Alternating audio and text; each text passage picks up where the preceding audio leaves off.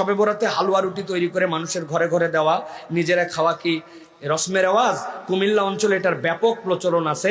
আমরা অনেকে এটা বাদ দেওয়ার কারণে তারা আমাদেরকে ইসলাম থেকে বেরিয়ে গেছি মনে করে এবং অতি বুঝি এরকম মনে করেন। বিশেষ করে মহিলারা এগুলো করার জন্য স্বামীদেরকে অনেক সময় বাধ্য করেন। বিশেষ করে আমাদের এলাকায় এটি আছে, দয়া করে জানাবেন। প্রিয় ভাইয়েরা, প্রথম কথা ভাই, একটা হাদিস আপনাদেরকে জেনে রাখতে হবে। সেটা হচ্ছে নবী করিম সাল্লাল্লাহু আলাইহি সাল্লামের কাছে আসার পরে জিজ্ঞাসা করছে, ইয়া রাসূলুল্লাহ আইয়ুল আমালি আফদাল, হে আল্লাহ রাসূল, দুনিয়ার সর্বোত্তম আমল কি? আল্লাহ নবী সাল্লাল্লাহু আলাইহি সাল্লাম অনেক হাদিসের মধ্যে বলেছেন ইতআমুত তুআম, মানুষকে খাওয়াও।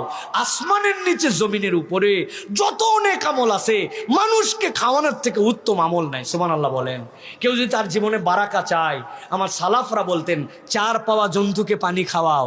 অনেক দিন ধরে বরকত হয় না, সংসারে টানাটানি পুরায় না, যা রুজি করি কেন জানি আগায় না। চার পাওয়া জন্তু মানে কি? দুই পাওয়া জন্তু মানুষকে তো খাওয়ানি, কুকুর, বিড়াল, শুয়োর, গরু, ছাগল। আল্লাহ নবী সাল্লাল্লাহু আলাইহি সাল্লাম যে খাওয়াতে বলেছেন, আম করে রেখেছেন ওইটা।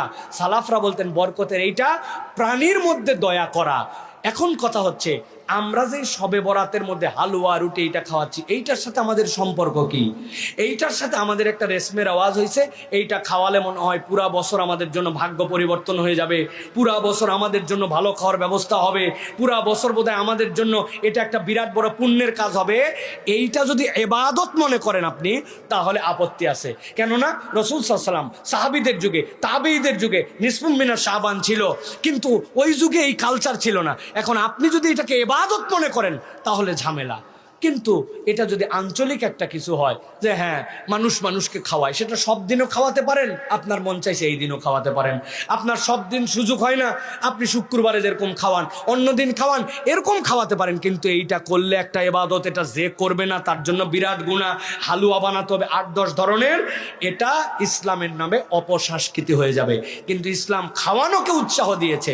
আপনি নিরেট যদি মানুষকে খাওয়াতে চান সেখানে আপত্তি নাই, কিন্তু মনে রাখতে হবে আল্লাহ রাসূলের সুন্নাত এবং ইসলামের প্রতিষ্ঠিত বিধানের মধ্যে নতুন কোনো ইবাদত বানানো যাবে। এখন এটা যদি রসমের রেওয়াজে ইবাদত হয়, বাদ দিয়ে দেন, ইবাদত হিসেবে এটা করা যাবে না। আশা করি আপনাদেরকে সংক্ষিপ্তভাবে বোঝাতে পেরেছি।